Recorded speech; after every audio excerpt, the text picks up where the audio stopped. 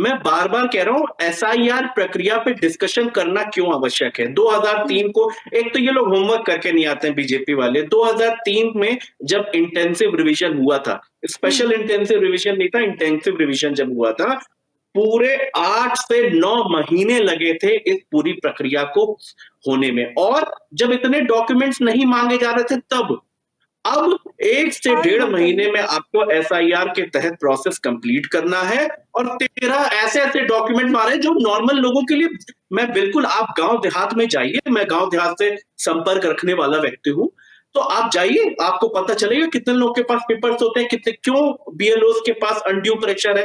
वो इस वजह से है कि लोगों के पास पेपर नहीं है, प्रेशर ऊपर से आ रहा है। कोई आईएएस ऑफिसर बोल रहा है कि मैं 2 दिन की तनख्वाह काट दूंगा, कोई कह रहा है मैं सस्पेंड कर दूंगा। क्यों नहीं वो प्रेशर में आएंगे? तो हम ये कह रहे हैं स्पेशल इंटेंसिव रिवीजन या इंटेंसिव रिवीजन हो, लेकिन इस पे डिस्कशन हो कि किस तरह से सहूलियत भरे माहौल में हो, उसकी टाइमलाइंस के साथ रिव्यू किया जाए, एक प्रोसेस स्टैब्लिश किया जाए। क्या प्रोसेस स्टैब्लिश है यार? 1 महीने में 18 से 20 करोड़ लोग, उत्तर प्रदेश, केवल एक स्टेट की बात कर रहा हूं मैं, 18 से 20 करोड़ लोग रहते हैं।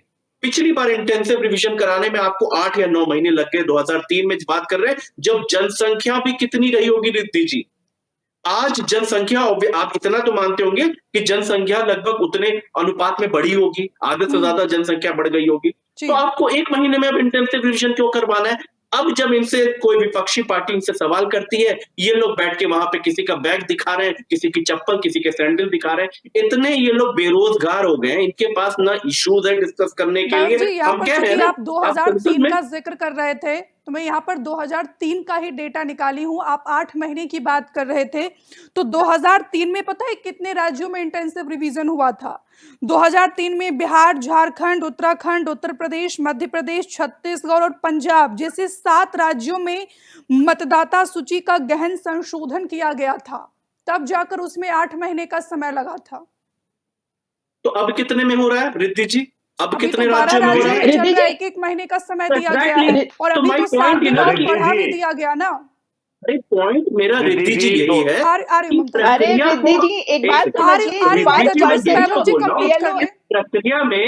इस प्रक्रिया में आपको टाइमलाइंस रिव्यू, ताकि लोग देखिए, हमारा क्या मोटिव है एसआईआर के थ्रू कि जो जेन्युइन वोटर्स हैं उन।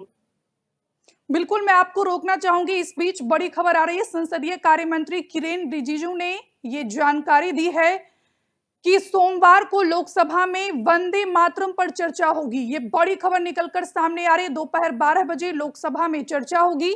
संसदीय कार्य मंत्री किरेन रिजिजू ने ये जानकारी दी है। लोकसभा में चुनाव सुधार पर भी चर्चा होगी। सोमवार को, मंगलवार को, माफ कीजिएगा, मंगलवार को चुनाव सुधार पर चर्चा होगी और सोमवार को वंदे मातरम पर चर्चा होगी। चर्चा के लिए 10 घंटे का समय निर्धारित किया गया है। संसदीय कार्य मंत्री किरेन रिजिजू ने ये जानकारी दी है। वैभव जी सिर्फ एक लाइन में कंप्लीट कीजिए, फिर मैं विकास जी के पास जाऊंगी। पहले तो ये भी सूत्र है कि ये भी कंफर्म है, ये सूत्र नहीं है सर, सूत्र नहीं है, ये कंफर्म है। संसदीय कार्य मंत्री किरेन रिजिजू ने जानकारी दी है कि सोमवार को वंदे मातरम पर चर्चा होगी, मंगलवार को जो है एसआईआर पर चर्चा होगी। 10 घंटे समय निर्धारित किया गया है। हम ये रिद्धि जी, हम भी कहते हैं इसी तरह के सकारात्मक माहौल की हमें उम्मीद है।